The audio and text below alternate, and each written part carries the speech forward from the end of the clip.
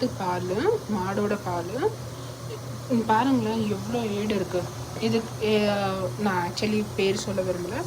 இது ஆக்சுவலி நான் வந்து ஒருத்தவங்க கிட்ட வாங்குவோம், அவங்கக்கிட்ட தான். அதுலேருந்து எடுத்த இதுதான் நெய், பியூர் கீ. ட்ரை பண்ணி பாருங்கள், சீரியஸாக நல்லாயிருக்கும். இது நான் ஆல்மோஸ்ட் ஒரு 2 வீக்ஸ் 2.5 வீக்ஸ் இருக்கும் சேர்த்து வச்ச இதுதான் மலாய் தான் வந்து இப்போ நான் ட்ரை பண்ணி பாருங்கள், சூப்பராக இருக்கும். எவ்வளோ திக்காக இருக்குது பாருங்களேன்.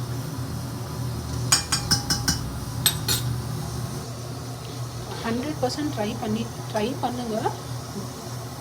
அதுவும் எவ்வளோ திக்காக இருக்குது பாருங்கள். அதுதான் இது.